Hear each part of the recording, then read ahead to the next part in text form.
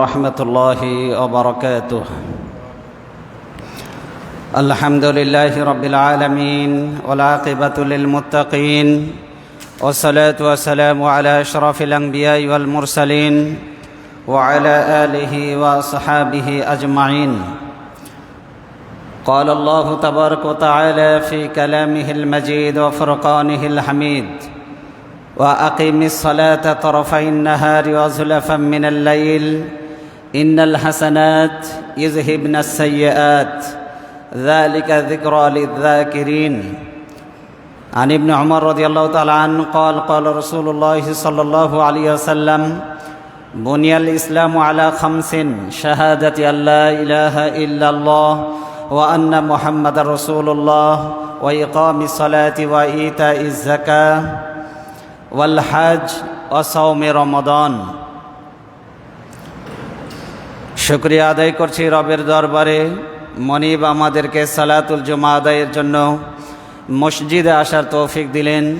নতশিরে মনিবের দরবারে শুকরিয়া জ্ঞাপন করছি, সকলে পড়ছি আলহামদুলিল্লাহ। আমরা আজকে আলোচনা করব ইসলামে নামাজের গুরুত্ব ও বেনামাজির শাস্তি। পবিত্র কোরআনে আল্লাহ সুবহানাহু ওয়া তাআলা বলছেন: ওয়া আকিমিস সালাতা তারাফাইন নাহারি ওয়া যুলাফাম মিনাল লাইল ইন্নাল হাসানাত ইযহিবনাস সাইয়্যাত। আল্লাহ বলছেন, তুমি দিনের দুই প্রান্তের নামাজ কায়েম করো।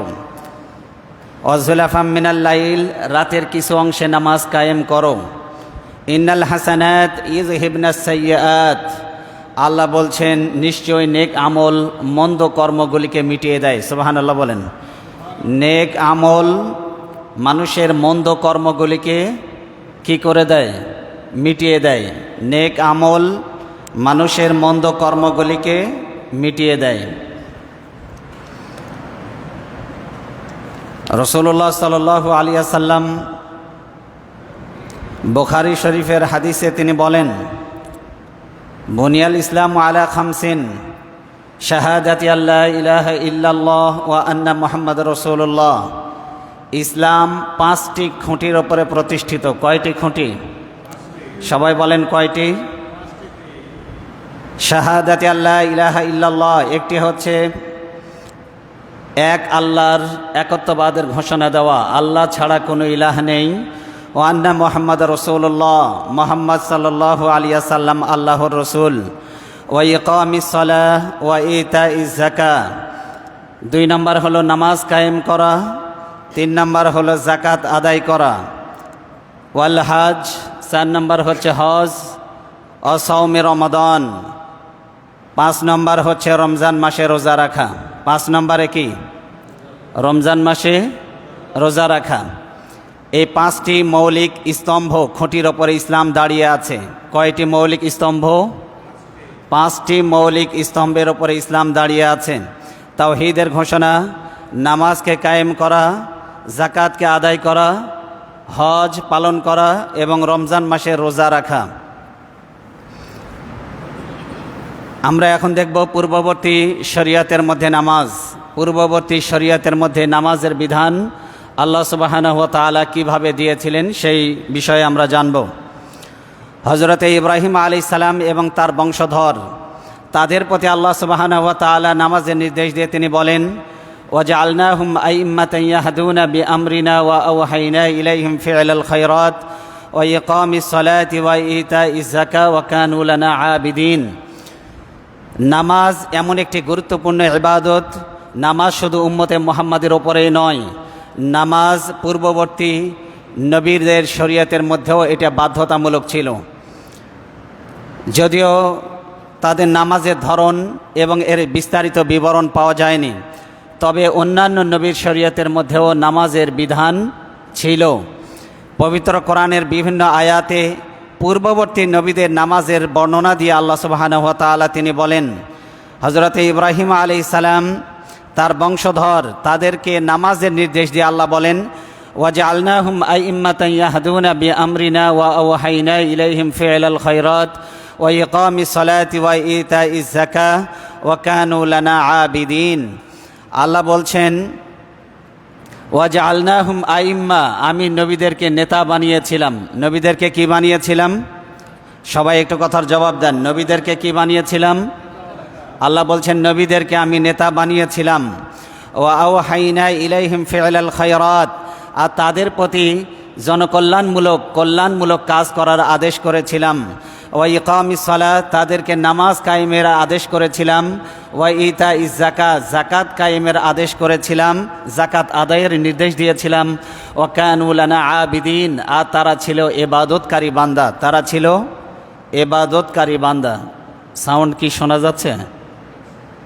শোনা যায়? বাড়াতে হবে। তাহলে ইব্রাহিম আলাইহিস সালাম এবং তার বংশধরদের প্রতি আল্লাহ সুবহানাহু ওয়া তাআলা নামাজের আদেশ করেছেন। কিসের আদেশ করেছেন? সবাই বলেন, কিসের আদেশ করেছেন? তার মানে ইব্রাহিম আলাইহিস সালামের শরীয়তের মধ্যেও নামাজের বিধান ছিল। হযরতে মূসা এবং হারুন আলাইহিস সালামের প্রতি নামাজের নির্দেশ দিয়ে আল্লাহ বলছেন, ওয়া আওহাইনা ইলা মূসা ওয়া আখিহি আন তাওয়াফা লিকাওমিকুমা বিমিসরা বুয়ুতান ওয়াজআলু বুয়ুতাকুম কিবলাতান ওয়া আকিমুস সালাহ ওয়াবাশশিরিল মুমিনিন। আল্লাহ বলছেন আমি মূসা এবং হারুন তার ভাইয়ের প্রতি আদেশ করেছিলাম, এই মর্মে ওহী করেছিলাম কি, তোমরা তোমাদের সম্প্রদায়ের জন্য মিশরে ঘর বাড়ি বানাও। কোথায়? কোথায় ঘর বাড়ি বানাবে? মিশরে। কোথায়? মিশরে ঘর বাড়ি তৈরি করো, নির্মাণ করো।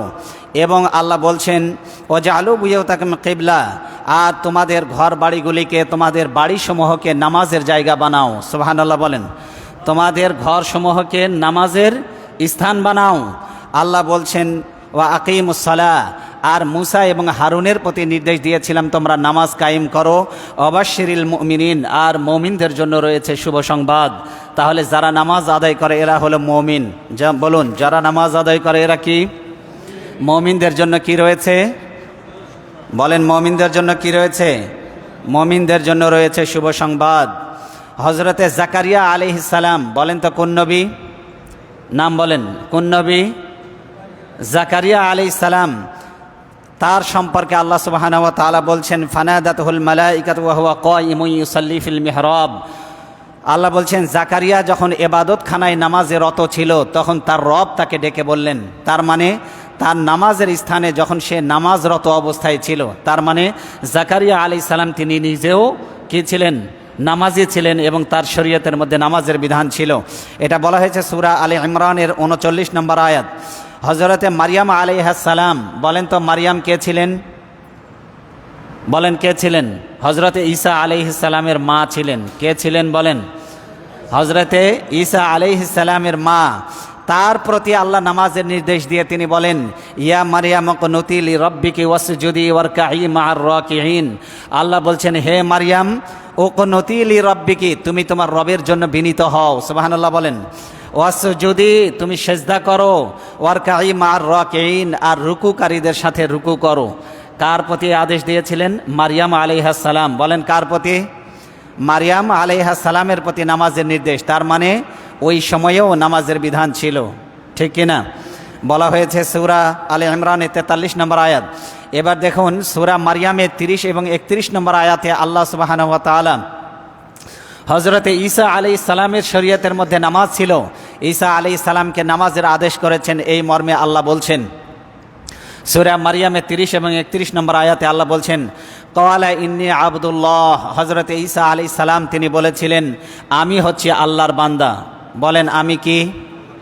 সবাইকে বলতে হবে। ঈসা আলাইহিস সালাম কি বলেছিলেন? আল্লাহর বান্দা, আল্লাহর গোলাম। অনেকে বলে আমি পীরের গোলাম, বলে না? বলে না? নো, একজন মুমিন কখনো বলতে পারে না আমি পীরের গোলাম, অমুক খাজা বাবার গোলাম। নো, মানুষ হবে একমাত্র আল্লাহর গোলাম। কার কৃতদাস হবে? অনেকে পরিচয় দেয় আমি মাজারের খাদেম, মাজারের গোলাম। নো, একজন মুমিন পরিচয় দেবে আমি আল্লাহর কৃতদাস, আল্লাহর বান্দা, আল্লাহর গোলাম। ঠিক কিনা বলেন? বলেন ঠিক কিনা? হযরত ঈসা আলাইহিস সালাম বললেন ইন্নী আবদুল্লাহ, আমি আল্লাহর বান্দা। আতানিয়াল কিতাব, আমি তোমাদের জন্য আল্লাহর পক্ষ থেকে কিতাব নিয়ে এসেছি। সুবহানাল্লাহ বলেন। ওয়াজআলানি নাবিয়্যা, আর আল্লাহ নিজে আমাকে নবী বানিয়েছেন। সুবহানাল্লাহ বলেন। আল্লাহ কাকে নবী বানিয়েছেন?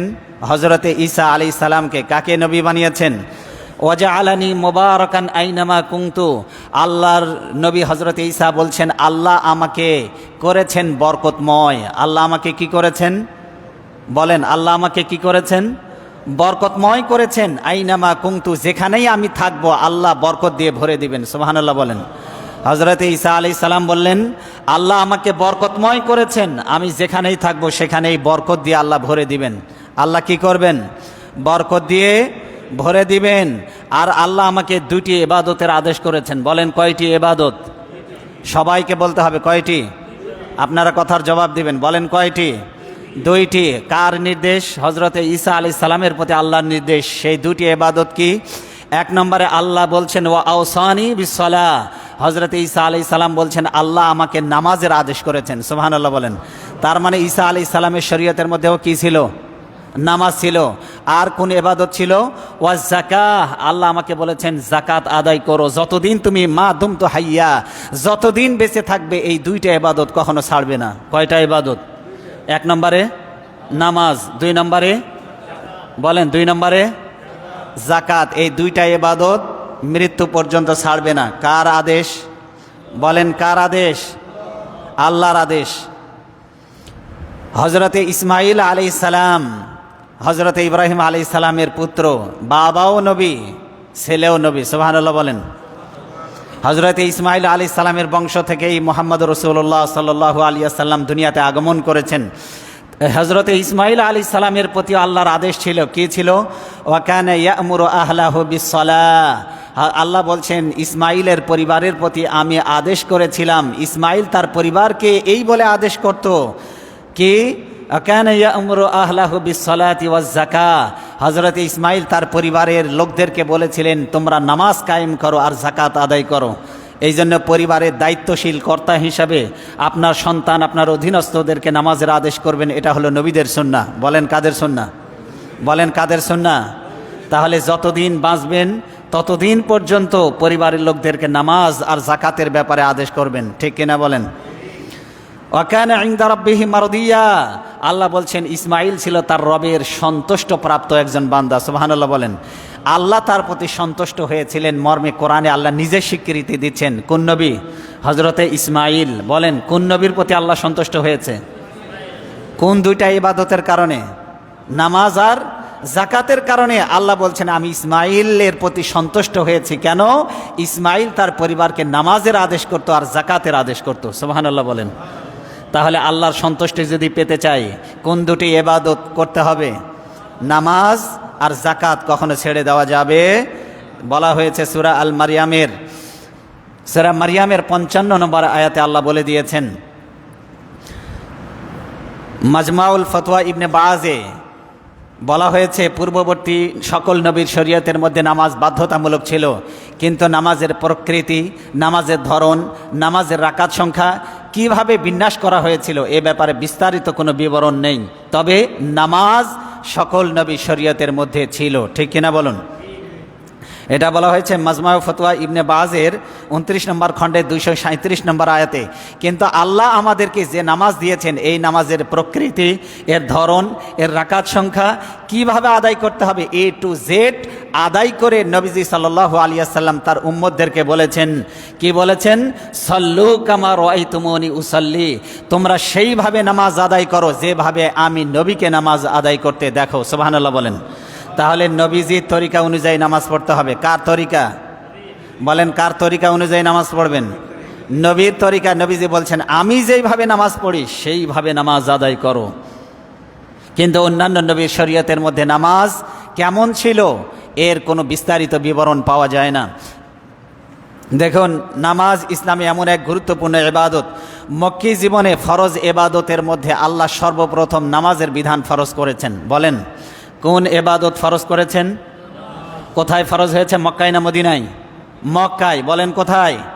মক্কায় নামাজকে ফরজ করে দেন আল্লাহ সুবহানাহু ওয়া তাআলা।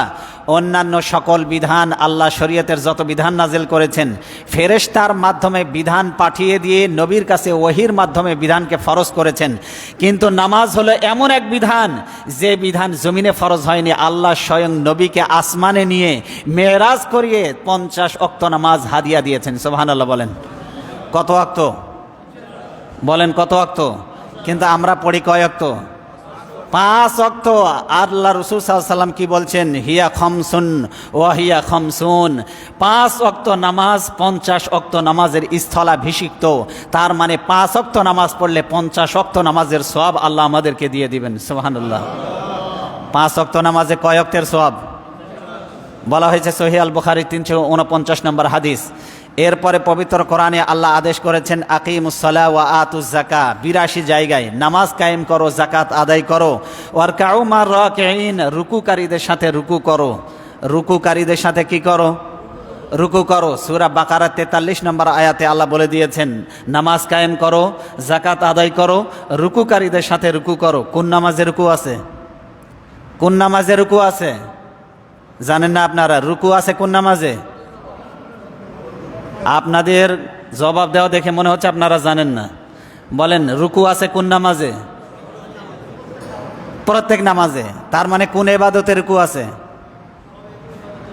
সব নামাজে রুকু আছে। কে কোন ইবাদতে রুকু আছে? নামাজে। বলেন কোন ইবাদতে রুকু আছে? নামাজ ছাড়া অন্য কোনো ইবাদতে রুকু আছে? তার মানে আল্লাহ বলছেন রুকুকারীদের সাথে রুকু করো, তার মানে নামাজ পড়ো। তার মানে কি করো? রুকুকারীদের সাথে সবাই মিলে একসাথে রুকু করে কোন জায়গায়? মসজিদে। তার মানে জামাতের সাথে নামাজ আদায় করো। সুবহানাল্লাহ বলেন। বাড়িতে একাকী নামাজ আদায় করতে আল্লাহ বলেন নাই। আল্লাহ বলেছেন রুকুকারীদের সাথে রুকু করো। তার মানে সব লোক মিলে রুকু করে নামাজে। কোথায় রুকু করে? মসজিদে।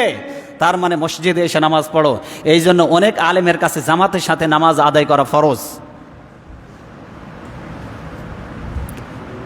আল্লাহ সুবহানাহু ওয়া তাআলা 5 ওয়াক্ত নামাজের বর্ণনা কোরআনে দিয়েছেন। বলেন কয় ওয়াক্ত নামাজের বর্ণনা কোরআনে আছে? অনেক ভণ্ড পীর তারা তাদের মুরিদদের মাধ্যমে এই প্রচারণা চালায় 5 ওয়াক্ত নামাজের বর্ণনা নাকি কোরআনে নাই। 5 ওয়াক্ত নামাজের বর্ণনা কোরআনে নাই। আমি বলবো এই সমস্ত ভণ্ডামি বাদ দিতে হবে।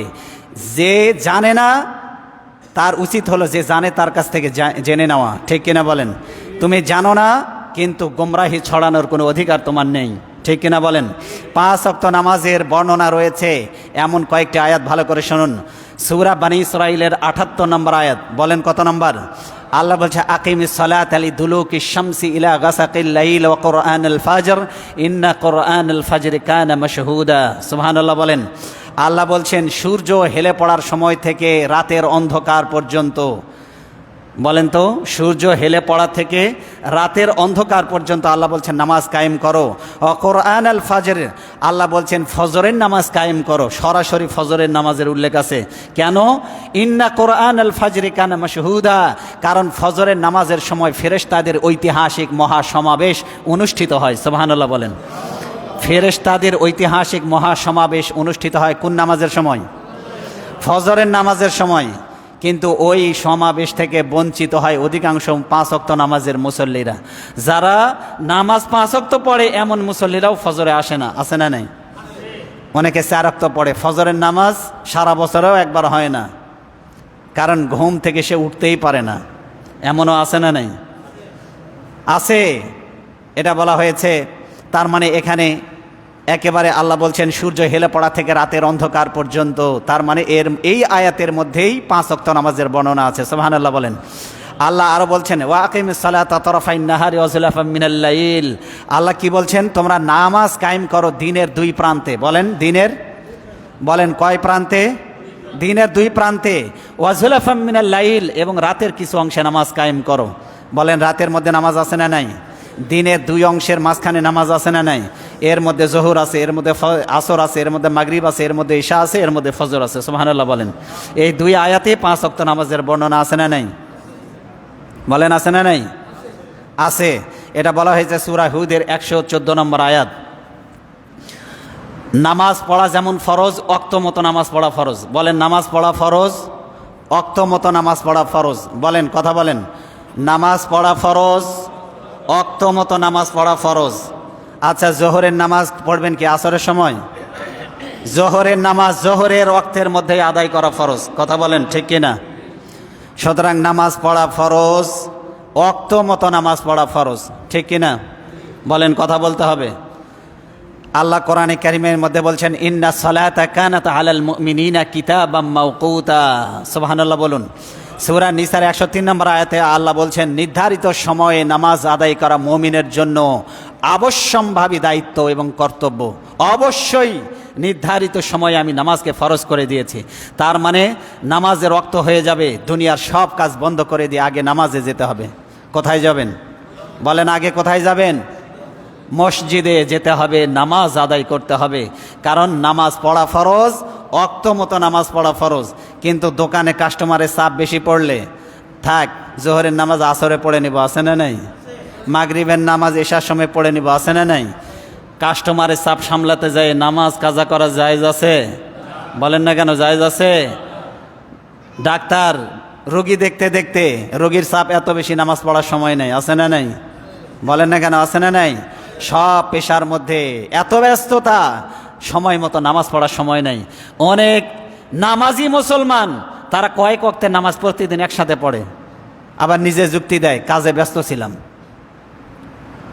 দুনিয়াবি কাজ করা নাকি ফরজ, হালাল রুজি অন্বেষণ করা নাকি ফরজ। হ্যাঁ, হালাল রুজি অন্বেষণ করা ফরজ, তাই মানে কি নামাজকে জবাই করে? কথা বলেন না কেন? আল্লাহর বিধান নামাজ সময় মতো আদায় করা ফরজ, নামাজ পড়া ফরজ, সময় মতো পড়া ফরজ, ঠিক কিনা বলুন? এরপরে আসুন নামাজের গুরুত্ব সম্পর্কে। নামাজকে আল্লাহ ঈমান বলেছেন। বলেন নামাজকে কি বলা হয়েছে? বলেন নামাজকে কি বলা হয়েছে? নামাজ হলো ঈমান। বলেন নামাজের অপর নাম কি? না, আল্লাহ কোরআনে বলছেন, আমি এটা বলি নাই। আল্লাহ বলছেন অমা কানাল্লাহু লিইউদিআ ঈমানাকুম। আল্লাহ বলছেন আল্লাহ তোমাদের ঈমানকে বরবাদ করবেন না। এখানে ঈমান মানে হলো নামাজকে বরবাদ করবেন না। কোন সময়ের নামাজ? যখন বাইতুল্লাহর দিকে কিবলা ফরজ হওয়ার আগে 17 মাস পর্যন্ত বাইতুল মুকাদ্দাসের দিকে ফিরে মুসলমানেরা নামাজ পড়েছিল। কোন দিকে ফিরে? বাইতুল মুকাদ্দাস। বলেন কোন দিকে ফিরে? বাইতুল মুকাদ্দাস। কত মাস নামাজ পড়েছে? 17 মাস। তখন মুসলমানদের মনে খটকা লাগলো, যখন কিবলা কাবার দিকে ফিরে নামাজ পড়া ফরজ হয়ে গেল, তখন তারা মনে মনে চিন্তা করতে লাগলো, আমরা এতদিন বাইতুল্লাহর দিকে ফিরে নামাজ পড়িনি, আমরা বাইতুল মুকাদ্দাসের দিকে ফিরে নামাজ পড়েছি, তাহলে আমাদের আগের নামাজের কি হবে? তখন আল্লাহ এই আয়াত নাজেল করে বললেন আল্লাহ তোমাদের নামাজকে বরবাদ করবেন না। আল্লাহ তোমাদের নামাজকে বরবাদ করবেন না। ওই যে 17 মাস বাইতুল মুকাদ্দাসের দিকে ফিরে নামাজ পড়েছো, ওই নামাজকে আল্লাহ বরবাদ করবেন না। কিন্তু আল্লাহ ওখানে সলাত না বলে বলেছেন ঈমান। কি বলেছেন? তার মানে কি নামাজের অপর নাম হলো? বলে নামাজের অপর নাম। তার মানে নামাজ যার নাই ঈমান তার নাই। নামাজ নাই, ঈমান নাই, ঈমানদার বলে মুসলমান বলে দাবি করার কোনো অধিকার নাই, ঠিক কিনা? বলা হয়েছে সূরা বাকারার 143 নম্বর আয়াত, নামাজ হলো ইসলাম এবং ঈমানের নিদর্শন। নামাজ হলো ঈমান এবং ইসলামের নিদর্শন। হিন্দুরা হাতে লাল সুতা বাঁধে, দেখছেন? এটা আপনারা দেখছেন? হিন্দুদের হাতে লাল সুতা থাকে। লাল সুতা যার হাতে, কি বলা হয় তাকে? আমরা ধরে নিই সে হলো হিন্দু, কারণ হিন্দুদের নিদর্শন হলো লাল ফিতা হাতে বাঁধা। মুসলমানেরও এমন কিছু নিদর্শন আছে। মুসলমানের নিদর্শন কি? নবীজি বলছেন ইন্না বাইনার রজুলি ওয়া বাইনাশ শিরকি ওয়াল কুফরি তরকুস সালাহ। একজন ব্যক্তি কুফর আর শিরকের মধ্যে পার্থক্য হলো নামাজ। যে নামাজ ছেড়ে দেয় সে হলো মুশরিক, সে হলো কাফেরের নিকটবর্তী হয়ে গেছে, কুফরি করেছে। আর যে নামাজ পড়েছে সে ঈমানদার। সুবহানাল্লাহ বলেন। তাহলে ঈমানের ইসলামের নিদর্শন হলো নামাজ। ঈমানের ইসলামের নিদর্শনের নাম কি? এটা বলা হয়েছে সহিহ আল মুসলিমের 82 নম্বর হাদিস। এরপরে নবীজি বলছেন আল আহাদুল্লাযী বাইনানা ওয়া বাইনাহুম আস-সালাত। আমাদের মাঝে আর বিধর্মীদের মাঝে একটা চুক্তি আছে, সেই চুক্তির নাম কি? নবীজি বলছেন ফামান তারাকাহা ফাকাদ কাফারা। যে ব্যক্তি নামাজ ছেড়ে দেয় সে কুফরি করলো। কেউ কেউ অর্থ করেছে সে কাফের হয়ে গেল। সে কি হয়ে গেল? কাফের হয়ে গেল। মানে কুফরিক। সে এই বারংবার এই কুফরি করতে করতে সে একদম কাফের নিকটবর্তী হয়ে গেল। কি গুরুত্বপূর্ণ ইবাদত নামাজ! এই জন্য নামাজের প্রতি যত্নশীল হওয়ার দরকার আছে না নাই? বলা হয়েছে সুনানে তিরমিজির 2621 নম্বর হাদিস, আল্লাহ সুবহানাহু ওয়া তাআলা একজন মুমিনের অন্যতম বৈশিষ্ট্য হলো নামাজ। বলেন একজন মুমিনের অন্যতম বৈশিষ্ট্য কি? আল্লাহ ইমানদারদের পরিচয় দিতে গিয়ে তিনি বলছেন মুমিন কারা, শোনো, ইন্নামাল মুমিনুনা আল্লাযীনা ইযা যুকিরাল্লাহু ওয়াজিলাত কুলুবুহুম। আল্লাহ বলছেন মুমিন হলো তারা, যখন আল্লাহ বলছেন ইযা যুকিরাল্লাহ, আল্লাহর আলোচনা যখন করা হয়, আল্লাহর স্মরণ যখন করা হয়, ওয়াজিলাত কুলুবুহুম, তাদের অন্তরগুলি প্রকম্পিত হয়ে ওঠে। সুবহানাল্লাহ বলেন, অন্তর কেঁপে ওঠে। আল্লাহর আলোচনা শুনে যার অন্তর বিগলিত হয়, অন্তর কেঁপে ওঠে, বুঝবেন ওই লোকটা হলো ইমানদার। সুবহানাল্লাহ বলেন। কিন্তু আমাদের হৃদয়টা এত কঠিন হয়ে গেছে, আল্লাহর আলোচনা শোনার পরেও আমাদের হৃদয়ে কোনো কাঁপুনি আসে না, ঠিক কিনা বলেন? বলেন ঠিক কিনা? এই জন্য আল্লাহ বলছেন আল্লাহর আলোচনা শোনার পরে, আল্লাহর জিকির, আল্লাহর স্মরণ আসার পরে তাদের অন্তরগুলি বিগলিত হয়ে যায়, নরম হয়ে যায়। ওয়াইজা তুলিয়াত আলাইহিম আয়াতুহু যাদাতুহুম ঈমানা, আর যখন আল্লাহর আয়াত তেলাওয়াত করা হয় তাদের ঈমান বেড়ে যায়। সুবহানাল্লাহ বলেন। যখন আল্লাহর আলোচনা, কোরআনের আলোচনা শোনার পর ঈমান বাড়ে না কমে? বলেন। অন্তরের পরিবর্তন হয় না হয় না? মসজিদে আসলে কোরআনের আলোচনা শোনার পরে অন্তরে পরিবর্তন হয়, আবার যখন দুনিয়াবি কাজে যখন জড়ায়ে পড়ে আবার অন্তরটা পরিবর্তন হয়ে যায়, ঠিক কিনা বলেন? এই জন্য আল্লাহ বলছেন যাদাতুহুম ঈমানা, ঈমান বৃদ্ধি পেয়ে যায় কোরআনের আলোচনা শুনলে। ওয়া আলা রাব্বিহিম ইয়াতাওয়াক্কালুন, যারা মুমিন তারা আল্লাহর উপরে ভরসা করে। মুমিনরা কার উপরে ভরসা করে? আল্লাহ বলছেন আল্লাযীনা ইয়াকিমুনাস সালাহ, মুমিন হচ্ছে তারা যারা নামাজ কায়েম করে। বলেন মুমিন কারা? যারা নামাজ পড়ে, নামাজ কায়েম করে। ওয়া মিম্মা রাযাকনাহুম ইউনফিকুন, আল্লাহ বলছে যারা আল্লাহর দেওয়ার রিজিক থেকে যারা ব্যয় করে এরা হলো ইমানদার। আল্লাহ বলছেন উলাইকা হুমুল মুমিনুনা হাক্কা, এরা হলো প্রকৃত ইমানদার। সুবহানাল্লাহ বলেন। এরা হলো খাঁটি ইমানদার। লম্বা দাড়ি থাকলে খাঁটি ইমানদার হওয়া যায় না, পাস করলে মাথায় থাকলে আপনার খাঁটি মুসল্লি হওয়া যায় না, খাঁটি ইমানদার হওয়া যায় না। আল্লাহ বলছেন প্রকৃত ইমানদার, প্রকৃত ইমানদার এরা কারা? আল্লাহর আলোচনা শুনলে, আল্লাহর জিকির শুনলে, আল্লাহর স্মরণ হলে তাদের অন্তর বিগলিত হয়। কোরআনের আলোচনা শুনলে যাদের ঈমান বেড়ে যায়, যারা নামাজ কায়েম করে, যারা আল্লাহর দেওয়া রিজিক থেকে যারা ব্যয় করে, তার মানে যাকাত আদায় করে, আল্লাহ বলছেন এরা হলো প্রকৃত ইমানদার। বলেন এরা কি? বলেন, কথা বলেন, জোরে বলেন, এরা কি? আল্লাহর কাছে তাদের পুরস্কার কি? ভালো করে শুনুন। আল্লাহ বলছেন উলাইকা হুমুল মুমিনুনা হাক্কা লাহুম দারাজাতুন ইনদা রাব্বিহিম, আল্লাহ বলছেন তাদের জন্য রয়েছে বিশাল মর্যাদা, বিরাট মর্যাদা আল্লাহর কাছে রয়েছে। আর কি রয়েছে? ওয়া মাগফিরাতুন ওয়া রিজকুন কারীম, আল্লাহ বলছেন তাদের জন্য ক্ষমা রয়েছে। কি রয়েছে? ক্ষমা। ওয়া মাগফিরা, ক্ষমা রয়েছে। ওয়ারিজকুন কারীম, আল্লাহ বলছেন তাদের জন্য রয়েছে সম্মানজনক রিজিক। সুবহানাল্লাহ বলেন। ইমানদারদের জন্য কি রয়েছে? জান্নাতে সম্মানজনক রিজিকের ব্যবস্থা রয়েছে। বলা হয়েছে সূরা আনফালের 2 থেকে 4 নম্বর আয়াত, আল্লাহর কাছে সর্বোত্তম ইবাদত হচ্ছে, আল্লাহর কাছে সবচেয়ে প্রিয় ইবাদত, আমলের দিক থেকে সবচেয়ে প্রিয় ইবাদতের নাম হচ্ছে নামাজ। বলুন, আল্লাহর কাছে সবচেয়ে প্রিয় সর্বোত্তম ইবাদতের নাম কি? সবাই বলুন, নামাজ। আব্দুল্লাহ রাদিয়াল্লাহু তাআলা আনহু থেকে বর্ণিত, তিনি বলেন সাআলতুন নবিয়্যা সাল্লাল্লাহু আলাইহি ওয়াসাল্লাম, আমি নবীজির কাছে প্রশ্ন করলাম কি আইয়ুল আমালি আহাব্বু ইলাল্লাহ, আল্লাহর কাছে কোন আমলটি সবচাইতে প্রিয়? তিনি বললেন আসসালাতু আলা ওয়াক্তিহা, সময় মতো নামাজ পড়া হলো আল্লাহর কাছে সবচেয়ে প্রিয় আমল। সবচেয়ে প্রিয় আমলের নাম কি? সবাই বলুন, সময় মতো নামাজ পড়া। সবাই বলুন, সময় মতো নামাজ পড়া। সুম্মা ক্বালা সুম্মা আইয়ুন, এরপরে কোন আমলটি আল্লাহর কাছে সবচেয়ে প্রিয়? তিনি বললেন বিররুল ওয়ালিদাইন, পিতা মাতার সাথে ভালো ব্যবহার করা। সুবহানাল্লাহ বলেন। 2 নম্বরে আল্লাহর কাছে সবচেয়ে প্রিয় আমল হলো মা বাবার সাথে ভালো ব্যবহার করা। 3 নম্বরে ওই সাহাবী জিজ্ঞাসা করলেন সুম্মা আইয়ুন, এরপরে আল্লাহর কাছে সবচাইতে প্রিয় আমল কোনটি? নবীজি সাল্লাল্লাহু আলাইহি সাল্লাম বললেন আল জিহাদু ফি সাবিলিল্লাহ, আল্লাহর রাস্তায় জিহাদ করা 3 নম্বরে আল্লাহর কাছে সবচাইতে প্রিয় ইবাদত। তাহলে 1 নম্বরে সবচেয়ে প্রিয় আমল আল্লাহর কাছে সময় মতো নামাজ পড়া। বলেন, সময় মতো নামাজ পড়া। 2 নম্বরে মা বাবার সাথে ভালো আচরণ করা। 3 নম্বরে আল্লাহর রাস্তায় জিহাদ করা। এটা বলা হয়েছে সহিহ আল বুখারীর 527 নম্বর হাদিস। নবীজি সাল্লাল্লাহু আলাইহি ওয়াসাল্লাম তিনি বলছেন ওয়া আলামু আন্না খায়রা আমালিকুম আস-সালাত, জেনে রাখো তোমরা যত আমল করো এর মধ্যে সবচেয়ে উত্তম আমল হলো নামাজ। বলেন, সবচেয়ে উত্তম আমল কি? নামাজ। ওয়ালা ইউহাফিজু আলাল উযুই ইল্লাল মুমিন, নবীজি সাল্লাল্লাহু আলাইহি ওয়াসাল্লাম বলছেন মুমিন ছাড়া ওযুকে কেউ হেফাজত করে না। অজুকে কেউ হেফাজত করে না মুমিন ছাড়া। আচ্ছা বলেন তো দেখি, অজু ছাড়া কি নামাজ হবে? বলেন, অজু ছাড়া কি নামাজ হবে? এই জন্য নামাজের চাবি হলো অজু। নামাজের চাবি কি? আর জান্নাতের চাবি হলো নামাজ।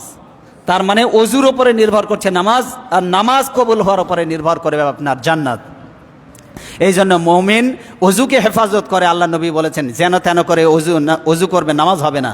এই জন্য দুই কনুই সহ ভালো করে টাকনু পর্যন্ত মাথাটা ভালো করে মোছাহ করা, একেবারে চুলের নিচ থেকে নিয়ে শুরু করে থুতনির নিচ পর্যন্ত ভালো করে প্রতিটা কানের লতি পর্যন্ত মুখমণ্ডল ভালোভাবে ধৌত করা হয়েছে কিনা এই বিষয়ে আপনাদের লক্ষ্য রাখার দরকার আছে না নাই? কারণ একজন মুমিন ছাড়া কেউ নামাজের হেফাজত করে না। কে বলছে এই কথা? বলেন, কে বলছেন? আল্লাহ বলছেন। এরপরে আল্লাহ এত গুরুত্বপূর্ণ ইবাদত নামাজ, আল্লাহ নারীদের জন্য পৃথকভাবে নামাজের অর্ডার করেছেন। অন্যান্য যত ইবাদত আছে সমস্ত ইবাদতগুলি আল্লাহ পুরুষদেরকে সম্বোধন করে বলেছেন। কাদেরকে সম্বোধন করে?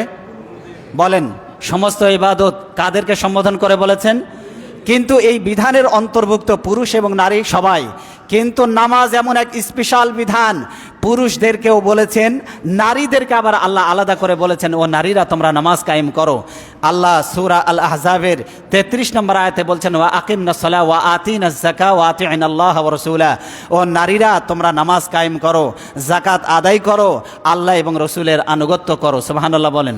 এই জন্য নারীদেরকে স্পেশালি আল্লাহ কোরআনের আয়াত নাজিল করে নামাজের আদেশ করেছেন, যা অন্য কোনো ইবাদত আলাদাভাবে নারীদেরকে আদেশ করে আল্লাহ বলেন নাই। বলেছেন কোন নামাজের কথা? বলেন, কোন নামাজের কথা বলেছেন? নামাজ। কোন ইবাদত? বলেন, কোন ইবাদতের কথা বলেছেন? নামাজের মতো গুরুত্বপূর্ণ ইবাদতের কথা আল্লাহ বলেছেন, নারীরা তোমরা নামাজ কায়েম করো। কিন্তু সকল ইবাদত পুরুষদেরকে লক্ষ্য করে আল্লাহ বলেছেন, সেই বিধানের অন্তর্ভুক্ত পুরুষের সাথে নারীরাও। কিন্তু নামাজ এমন এক বিধান যেখানে নারীদেরকে আলাদাভাবে আল্লাহ আয়াত নাজিল করে অর্ডার করেছেন, নারীরা তোমরা নামাজ আদায় করো। কথা কি বুঝতে পেরেছেন? নবীজি সাল্লাল্লাহু আলাইহি ওয়াসাল্লাম, নামাজ এমন এক গুরুত্বপূর্ণ ইবাদত, অন্যান্য ইবাদত যখন ফরজ হয় তখন আদায় করতে হয়, যখন ফরজ হয় তখন আদায় করতে হয়। কিন্তু নামাজ এমন এক গুরুত্বপূর্ণ ইবাদত, যেই নামাজ 7 বছর বয়স থেকে অভ্যাস করতে নবীজি বলেছেন। বলেন, কয় বছর বয়স থেকে? বলেন, কয় বছর বয়স থেকে? 7 বছর বয়স থেকে নামাজের আদেশ। বেশি ছোট বাচ্চাদের আপনারা মসজিদে না নিয়ে আসলেও কোনো সমস্যা নাই, কিন্তু 7 বছর বয়স থেকে নামাজের আদেশ করবেন। কয় বছর বয়স থেকে? 7 বছর বয়স থেকে নামাজের আদেশ করবেন। কেন? নবীজি বলছেন, মুরু আওলাদাকুম বিসসালাহ। নবীজি বলছেন, তোমরা তোমাদের সন্তানদেরকে নামাজের আদেশ করো। অহম আবনাউ সাবআ সিনিন, যখন না সন্তানদের বয়স 7 বছর হয়। বলেন, কয় বছর? 7 বছর হলে নামাজের আদেশ করবা। এরপরে নবীজি বলছেন, অদ্রিবুহুম আলাইহা ওয়াহুম আবনাউ 10 সিনিন, তোমাদের সন্তানদের বয়স যখন 10 বছর হবে, নামাজ যদি স্বেচ্ছায় না পড়ে তাহলে পিটায় নামাজ পড়াও। কি করো? 7 বছর বয়সে আদেশ, 10 বছর বয়সে মারো। নামাজের জন্য পিটানো জায়েজ আছে। কয় বছর বয়স? নবীজি বলছেন, অফাররিকু বাইনাহুম ফিল মাদাজি'i, আর 10 বছর হলে তোমাদের বাচ্চাদেরকে বিছানা থেকে আলাদা করে দাও। 10 বছর হয়ে গেলে স্বামী স্ত্রীর কাছে আর সন্তানদেরকে আপনারা রাখবেন না। মা বাবা সন্তানদেরকে 10 বছর হলে নামাজের আদেশ করবেন, পিটাই নামাজ পড়াবেন। অনেক অভিযোগ করে, হুজুর ছেলেটা নামাজ পড়ে না, একটু দোয়া করে দেন। আরে ভাই, হুজুরের দোয়ায় যদি সবাই নামাজি হয়ে যাইতো তাহলে এই সমাজে একটাও বেনামাজি থাকতো না। কথা বলেন ঠিক কিনা? হুজুরের দোয়ায় কখনো কেউ নামাজি হয় না। নামাজি হতে গেলে নবীজির আদেশ ফলো করতে হবে। নবীজি আদেশ করলেন 7 বছর বয়সে নামাজের আদেশ করো, 10 বছর বয়সে নামাজের জন্য প্রহার করো, মারো। এই হাদিসের অনুশীলন যদি কেউ করে তাহলে পারে, আমি বিশ্বাস করি কোনো সন্তান বেনামাজি হতে পারে না। কোচিংয়ে না গেলে যেই মারটা দেন আপনি, স্কুলে না গেলে যেই মারটা দেন আপনি, পরীক্ষায় রেজাল্ট খারাপ করলে যেই মার আপনি দেন, ওই মারটা যদি নামাজের জন্য দিতেন, 5 ওয়াক্ত নামাজ না, তাহাজ্জুদও মিস করতো না আপনার সন্তান। কথা বলেন ঠিক কিনা? এই জন্য নামাজ মারবেন, নামাজের জন্য মারবেন। নামাজের জন্য মারা জায়েজ আছে, নবীজি আদেশ করেছেন। কে আদেশ করেছেন? সুনানে আবু দাউদ শরীফের হাদিস 495 নম্বর হাদিস, হাদিসটি সহিহ। নবীজি সাল্লাল্লাহু আলাইহি সাল্লামের শেষ ওসিয়ত ছিল নামাজ। বলেন শেষ ওসিয়ত কি ছিল? নবীজি সাল্লাল্লাহু আলাইহি সাল্লাম যেই দিন দুনিয়া থেকে বিদায় হয়ে যান সেই দিন দুইটা ওসিয়ত করে গিয়েছেন। বলেন মৃত্যুর আগে মানুষ কি গুরুত্বপূর্ণ কথা বলে না আউল ফাউল কথা বলে? বলেন মৃত্যুর সময় মানুষ কি গুরুত্বপূর্ণ কথা বলে না? নবীজি মৃত্যুর আগে নবীজির মতো মানুষ কোন দুইটা গুরুত্বপূর্ণ কথা বলেন? ভালো করে শুনুন। সুনানে ইবনে মাজার 2697 নম্বর হাদিস, নবীজি বলছেন, আয়েশা রাদিয়াল্লাহু তাআলা, আনাস রাদিয়াল্লাহু তাআলা আনহু তিনি বলছেন, কানা আম্মাত ওসিয়াতি রাসূলিল্লাহ সাল্লাল্লাহু আলাইহি ওয়াসাল্লাম হিনা হাদারাতুহুল মাউত, যখন নবীজি সাল্লাল্লাহু আলাইহি ওয়াসাল্লাম মৃত্যু যন্ত্রণায় পতিত। কোন সময়? যখন মৃত্যু যন্ত্রণায় পতিত, যখন শ্বাস নিঃশ্বাস যখন বন্ধ হয়ে আসতেছিল, ওয়াহুয়া ইগরগিরু বিনাফসিহি, যখন শ্বাস প্রশ্বাস বন্ধ হয়ে আসছিল, যখন মৃত্যু যন্ত্রণা গড়গড়া শুরু হয়ে গিয়েছিল, নবীজি সেই মৃত্যুর অন্তিম মুহূর্তে, মৃত্যুর আগ মুহূর্তে দুইটা ওসিয়ত করে গেলেন। বলেন কয়টা ওসিয়ত? সবাই বলেন ভাই একটু, কয়টা ওসিয়ত? দুইটা ওসিয়ত। নবীজি সাল্লাল্লাহু আলাইহি সাল্লাম বললেন, এক নম্বরে আস-সালাত, দুই নম্বরে বললেন অমা মালাকাত আইমানুকুম। এক নম্বরে বললেন, ও আমার উম্মতেরা তোমরা নামাজ ছেড়ে দিও না। এক নম্বরে কি? ও আমার উম্মতেরা নামাজ ছেড়ে দিও না। আর দুই নম্বর, তোমরা তোমাদের অধীনস্থ চাকর চাকরানি কাজের যে লোকগুলি আছে এদের প্রতি তোমরা জুলুম করো না। অধীনস্থ চাকর চাকরানি যারা আছে, কৃত দাস দাসী আছে, তাদের প্রতি জুলুম করো না, অবিচার করো না। কে নিষেধ করেছেন? বলেন কে নিষেধ করেছেন? রাসূলুল্লাহ সাল্লাল্লাহু আলাইহি সাল্লাম। এক নম্বরে কিসের ওসিয়ত করেছেন? নামাজ। এক নম্বরে কিসের ওসিয়ত? দুই নম্বরে অধীনস্থদের প্রতি জুলুম করো না, চাকর চাকরানি কাজের লোক কৃত দাস দাসী এদের প্রতি জুলুম করা যাবে না। বলা হয়েছে সুনানে ইবনে মাজাহ 2697 নম্বর হাদিস, নামাজ ছুটে যাওয়া মানে দুনিয়ার সব কিছু ধ্বংস হয়ে যাওয়া। এক ওয়াক্ত নামাজ ছুটে যাওয়া মানে দুনিয়ার সব কিছু ধ্বংস হয়ে যাওয়া। বলেন এক ওয়াক্ত নামাজ ছুটে যাওয়া মানে দুনিয়ার সব কিছু ধ্বংস হয়ে যাওয়া। নবীজি সাল্লাল্লাহু আলাইহি সাল্লাম বলছেন, মান তারাকা সালাতাল আসরি ফাকাদ হাবিতা আমালুহু, যে ব্যক্তি আসরের সালাত ছেড়ে দিল, নবীজি বলছেন ভালো করে শুনুন, যে ব্যক্তি আসরের সালাত ছেড়ে দিল, কিসের নামাজ? বলেন কিসের নামাজ? নবীজি বলছেন ফাকাদ হাবিতা আমালাহ, নবীজি বলছেন ফাকাদ হাবিতা আমালুহু, তার জীবনে যত আমল আছে সমস্ত নেক আমল বরবাদ হয়ে যায়। কোন নামাজ? কয় ওয়াক্তের নামাজ? কয় ওয়াক্তের নামাজ? এক ওয়াক্ত আসরের সালাত। বলেন কয় ওয়াক্তের নামাজ? কোন ওয়াক্তের নামাজ? আসরের। মাত্র এক ওয়াক্ত নামাজ ছেড়ে দিলে যদি সারা জীবনের আমল বরবাদ হয়ে যায়, যারা 24 ঘন্টায় 5 ওয়াক্ত নামাজ যারা ছেড়ে দেয়, বরবাদ করে দেয়, তাদের আমলের কি অবস্থা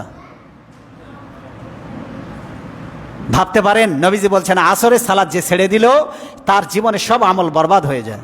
তাহলে এক ওয়াক্তে নামাজ ছেড়ে দিলে যদি জীবনে সব আমল বরবাদ হয়ে যায়, 5 ওয়াক্ত নামাজ ছেড়ে দেওয়ার কারণে আপনার জীবনের আমলের কি অবস্থা? কি নিয়ে আল্লাহর সামনে উপস্থিত হবেন? কবরে যাওয়ার জন্য কি প্রস্তুতি সংগ্রহ করেছেন? এই জন্য ভাইরা আমার, নামাজের প্রতি যত্নশীল হতে হবে আমাদেরকে। রাজি আছি তো ইনশাআল্লাহ? নবীজি আরো বলছেন, আল্লাযী তাফুতুহু সালাতুল আসরি, যে ব্যক্তির নামাজ আসরের নামাজ ছুটে গেল, নবীজি বলছেন কাআন্নামা ভুতিরা আহলাহু ও মালাহু, নবীজি বলছেন তার পরিবার এবং সমস্ত সম্পদ লুণ্ঠন হয়ে গেল, ডাকাতি হয়ে গেল। যে ব্যক্তি আসরের সালাত ছেড়ে দিল, তার পরিবার এবং তার সমস্ত সম্পদ ডাকাতি হয়ে গেল, লুণ্ঠন হয়ে গেল। আর এক হাদিসে বলছেন তার সারা জীবনের আমল বরবাদ। কোন নামাজ ছেড়ে দিলে? তাহলে অন্যান্য ওয়াক্তের নামাজ ছেড়ে দিলে আর কি অবস্থা হবে? এক ওয়াক্ত নামাজ ছেড়ে দিয়ে যদি এই অবস্থা হয়, 5 ওয়াক্ত নামাজ ছেড়ে দিলে কি অবস্থা চিন্তা করে দেখুন। বলা হয়েছে সহিহ আল বুখারীর 552 নম্বর হাদিস, যতক্ষণ হুঁশ আছে ততক্ষণ নামাজ পড়তে হবে। বলেন যতক্ষণ, বলেন যতক্ষণ হুঁশ আছে ততক্ষণ নামাজ পড়তে হবে। আপনি যদি মারা না যান আর যদি বেহুশ না হয়ে যান, ততক্ষণ পর্যন্ত আপনার উপরে নামাজ মাফ নাই। নামাজ কয়েক অবস্থায় মাফ আছে। এক নম্বরে যদি আপনি ভুলে যান, যখনই মনে পড়বে সাথে সাথে নামাজ পড়ে নেবেন। ভুলে গেলে নামাজ মাফ, আল্লাহ ওটার জন্য গুনাহ লিখবেন না। আর একটা হলো বেহুশ হয়ে গেলে আপনার উপরে নামাজ ফরজ থাকে না। আর একটা হলো পাগল হয়ে গেলে, মাতাল হয়ে গেলে, অচেতন হয়ে গেলে। আর একটা হলো নাবালেগের ওপরে। আর একটা হলো ঘুমন্ত ব্যক্তির ওপরে নামাজ ফরজ নয়। ঘুমন্ত ব্যক্তি যে ঘুমিয়ে গেছে, সে জাগতেই পারে নাই, সে নামাজ পড়বে কি করে? এই জন্য ঘুম থেকে ওঠার পরে কোনো কাজ নয়। যদি নামাজ যখন কাজা হয়ে যায় কখনো, তাহলে ঘুম থেকে উঠে সবার আগে যে কাজ করবেন সেটা হলো নামাজ। তাহলে কি হবে? আল্লাহ নামাজেরও সওয়াব দিয়ে দিবেন, আর ঘুমটাকে অতিরিক্ত সাদকা হিসাবে আল্লাহ ঘুমেরও সওয়াব দিয়ে দিবেন। কিন্তু ইচ্ছাকৃতভাবে নামাজ কাজা করতে পারবেন না। ইচ্ছাকৃতভাবে নামাজ কাজা করতে, বলেন, ইচ্ছাকৃতভাবে নামাজ কাজা করতে পারবেন না। ইসলামী অনুশাসন যদি চালু হয়, ইসলাম কি বলে? বেনামাজিদের জন্য কঠিন মুসিবত হয়ে যাবে। এই জন্য বেনামাজি লোক খুঁজে পাবেন না আপনি। আমরা জানি ইসলামে 4টা মাযহাব রয়েছে। বলেন কয়টা মাযহাব? 4টা মাযহাবের আপনারা কি জানেন? হাম্বলি, শাফি, মালিকি আর একটা হানাফি মাযহাব। জানেন না আপনারা 4টা? হাম্বলি মাযহাব কি বলছে ভালো করে শুনুন। ইয়াহবাসু তারিকুস সালাতি কাসলান সালাসাতা আইয়ামিন লিল ইস্তিতাবাতি ওয়া ইল্লা কুতিলা কুফরান ওয়ারিদাতান। হাম্বলি মাযহাবের ফতোয়া হলো, কোনো ব্যক্তি যদি অলসতা করে যদি নামাজ ছেড়ে দেয়, তাহলে কি করতে হবে? ইয়াহবাসু, তাকে গ্রেফতার করো। ইচ্ছাকৃতভাবে যদি নামাজ ছেড়ে দেয়, তাহলে তাকে গ্রেফতার করো। সালাসাতু আইয়ামিন লিল ইস্তিতাবাতি, আর 3 দিন তাকে তওবা করার সুযোগ দাও। কারাগারে বন্দি করে 3 দিনের মধ্যে যদি তওবা করে নামাজ ধরে, তাহলে ছেড়ে দাও। ওয়া ইল্লা, যদি নামাজ না ধরে, তাহলে হাম্বলি মাযহাবের ফতোয়া হলো তাকে কি করতে হবে? কাফের এবং মুরতাদ ঘোষণা করে তাকে মৃত্যুদণ্ড দিয়ে দাও। আপনি ভাবতে পারেন হাম্বলি মাযহাবে কত কঠোর ফতোয়া বেনামাজিদের ওপরে। কাফের হওয়ার অপরাধে, মুরতাদ হয়ে যাওয়ার অপরাধে তাকে হত্যা করে দাও। এটা বলা হয়েছে আল মাওসুআতুল ফিকহিয়া আল কুয়েতিয়া এর 16 নম্বর খণ্ডে 302 নম্বর পৃষ্ঠার এই ফতোয়া। মালিকি এবং শাফি মাযহাবে বেনামাজিদের ব্যাপারে ফতোয়া দেওয়া হয়েছে। ইয়াহবাসু তারিকুস সালাতি, যে ব্যক্তি নামাজ ছেড়ে দিবে তাকে বন্দি করে ফেলো। কাসলান, অলসতা করে যে নামাজ ছেড়ে দিবে। সালাসাতু আইয়ামিন লিল ইস্তিতাবাতি, 3 দিন তাকে তওবার সুযোগ দেওয়া হবে। কয়দিন? বলেন, বেনামাজিকে কারাগারে বন্দি করে কয়দিন তওবার সুযোগ দেওয়া হবে?